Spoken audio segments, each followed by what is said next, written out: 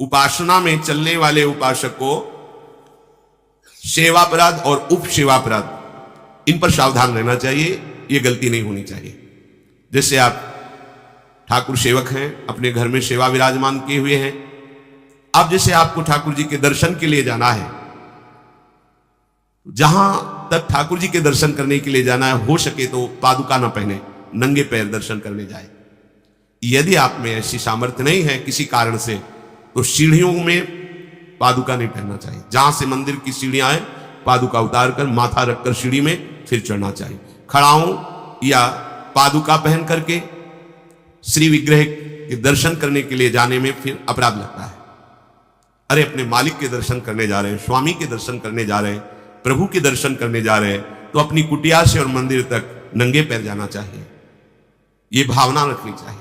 भरत जी जा रहे हैं प्रभु के दर्शन करने के लिए, अयोध्या से पैदल ही चले थे, तो सुकुमार चरणारविंद तो बड़े बड़े फफूके छाले पड़ गए थे। वशिष्ठ जी ने देखा, सबने मिलकर भरत जी से कहा पालकी पे बैठ जाइए। तो उन्होंने कहा हाँ, मेरे प्रभु यहां नंगे पैर चले हैं और मैं पालकी पे बैठ जाऊं? उचित तो यह है कि अपने प्रभु के दर्शन के लिए मैं जा रहा हूं, तो जहां जहां प्रभु के चरण पड़े वहां मेरा शीश पड़े, अर्थात सिर भर जाऊं। उचित असमोरा सप्ते सेवक धर्म कठोरा, यहां मैं सर के बल चल के जाऊं, पर असमर्थ हो।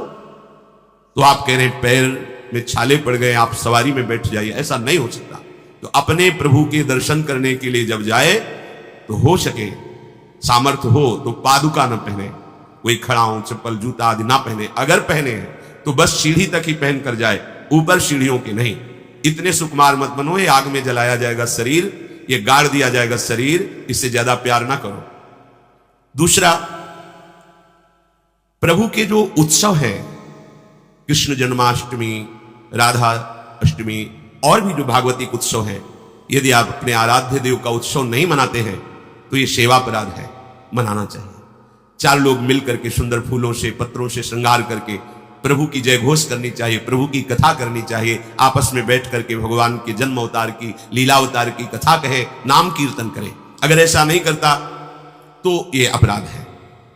तीसरा, प्रभु या गुरुदेव के सामने जाकर प्रणाम न करना, यह अपराध है। जय बार सामने जाए तय बार प्रणाम करें। अगर आप अस्वस्थ हैं, आपका शरीर काम नहीं कर रहा, तो हाथ जोड़कर सर झुका दीजिए, नहीं तो पंचांग या साष्टांग प्रणाम कीजिए। जय बार गुरुदेव से मिले, जय बार प्रभु के श्री विग्रह के सामने जाए, तय बार प्रणाम करें। अगर अपनी कुटिया में भी प्रभु विराजमान है तो जय बार उनके सामने, इससे दासत्व पुष्ट होता है, प्रभु की कृपा प्राप्त होती है, प्रणाम करें।